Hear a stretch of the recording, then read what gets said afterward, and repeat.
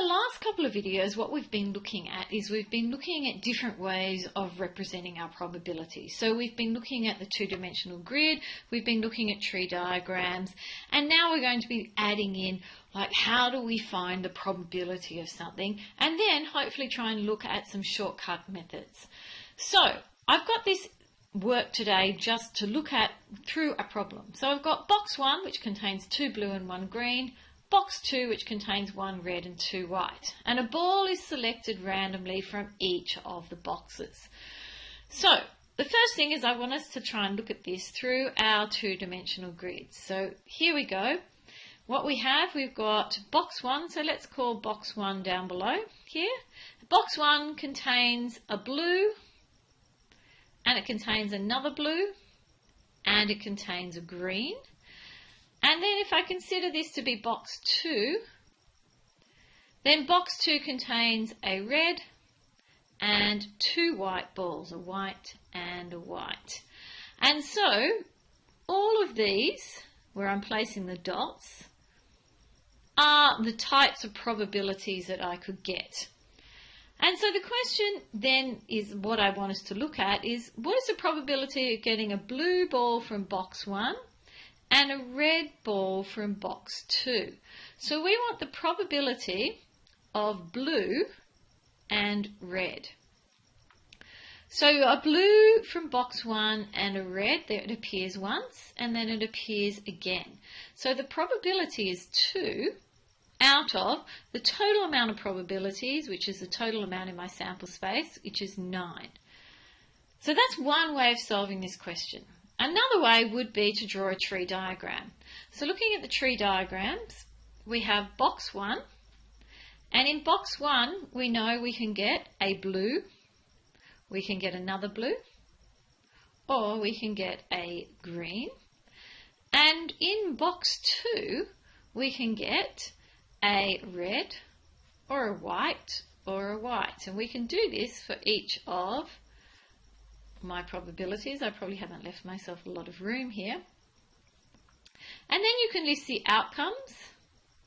So we can get blue red, blue white, blue white, blue red, blue white, blue white, green red, green white, and another green white.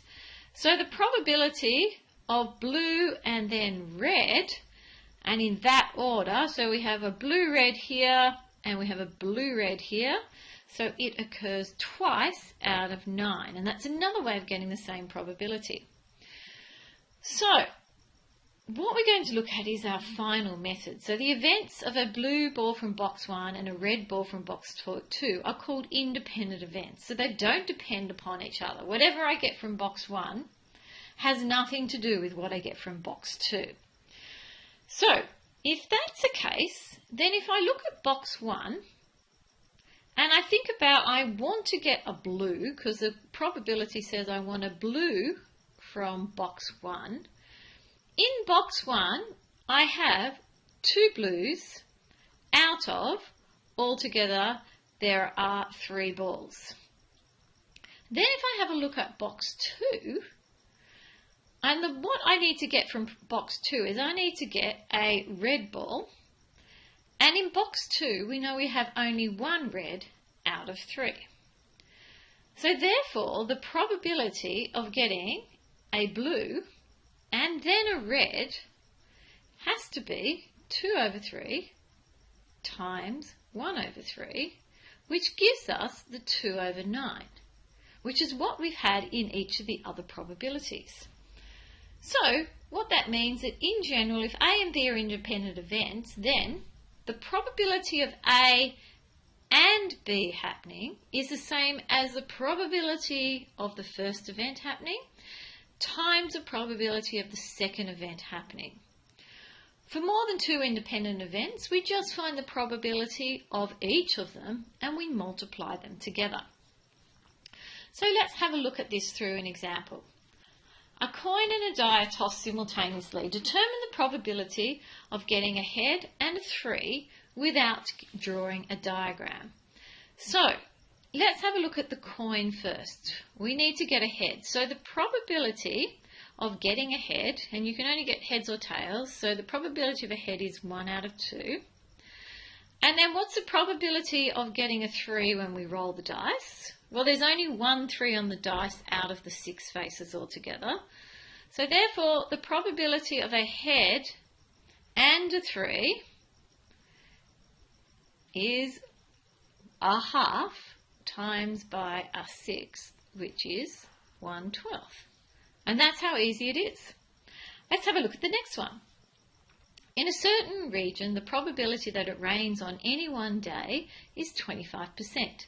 Determine the probability that it rains on 3 consecutive days.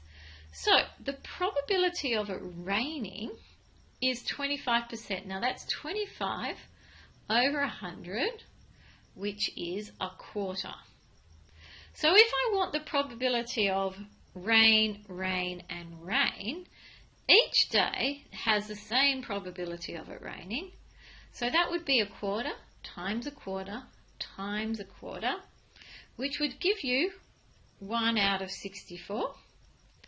Or you could have written this as 0.015625. Your calculators will give you that. Or you could write it as a percentage, which is 1.5625%. And I would probably give my answer as a percentage since the question involved a percentage.